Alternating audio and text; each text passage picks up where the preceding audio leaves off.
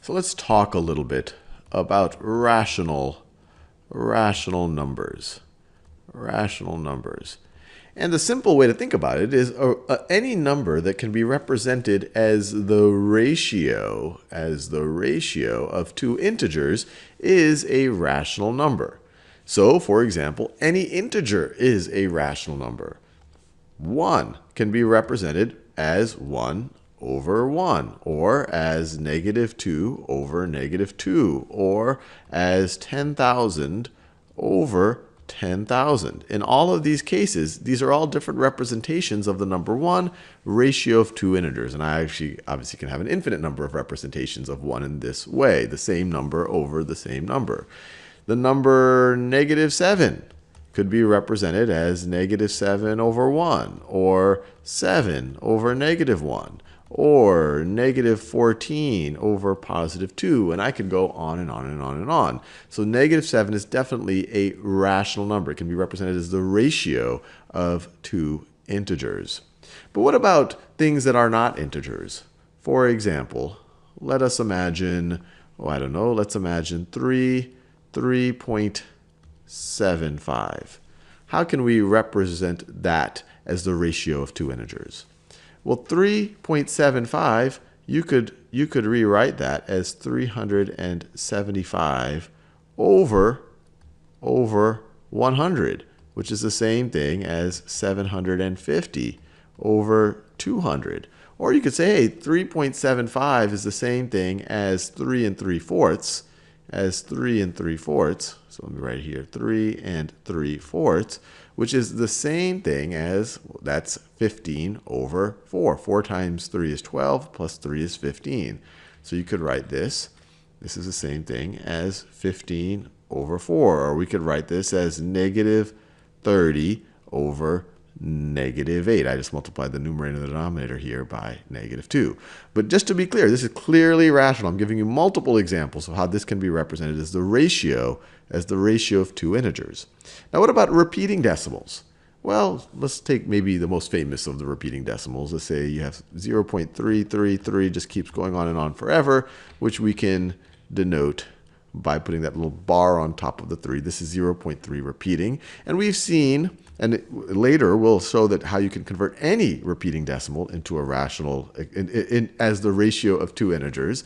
This is clearly 1 over 3, or maybe you've seen things like 0.6 repeating, which is 2 over 3. And there's many, many, many other examples of this. And we'll see any repeating decimal, not just one digit repeating, even if it has a million digits repeating, as long as the pattern starts to repeat itself over and over and over again, you can always represent that as the ratio of two integers. So I know what you're probably thinking. Hey, Sal, you've just included a lot. You've included all of the integers. You've included all of non-repeating decimals, or you've included all of finite non-repeating decimals, and you've also included repeating decimals. What is left? Are there any numbers that are not rational? And you're probably guessing that there are. Otherwise, people wouldn't have taken the trouble of trying to label these as rational. And it turns out, as you can imagine, that actually some of the most famous numbers in all of mathematics are not rational. And we call these numbers irrational. Irrational numbers. Irrational numbers. And I've listed just a few of the most noteworthy examples. Pi, the ratio of the circumference to the diameter of a circle, is an irrational number. It never terminates. It goes on and on and forever, and it never repeats. E, same thing, never terminates, never repeats. It comes out of continuously compounding interest. It comes out of complex analysis. E shows up all over the place. Square root of 2, irrational number. Phi, the golden ratio, irrational number. So these things that really just pop out of nature, many of these numbers are irrational. Now you might say, okay, are these irrational? These are just kind of these special kind of numbers. But maybe most numbers are rational, and Sal's just picked out some special cases here. But the important thing to realize is they do seem exotic, and they are exotic in certain ways, but they aren't uncommon. It actually turns out that there is there is always an irrational number between any two rational numbers. And in that, well, we could go on and on. There's actually an infinite number. But there's at least one.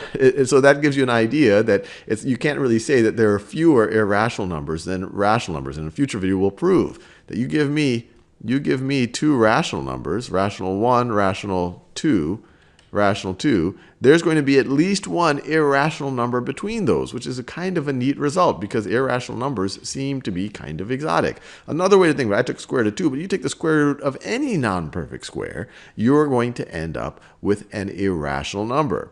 You take the sum of an irrational and a rational number, and we'll see this later on. We'll prove it to ourselves. The sum of an irrational and a rational is going to be irrational. The product of an irrational and a rational is going to be irrational. So there's a lot of irrational numbers out there.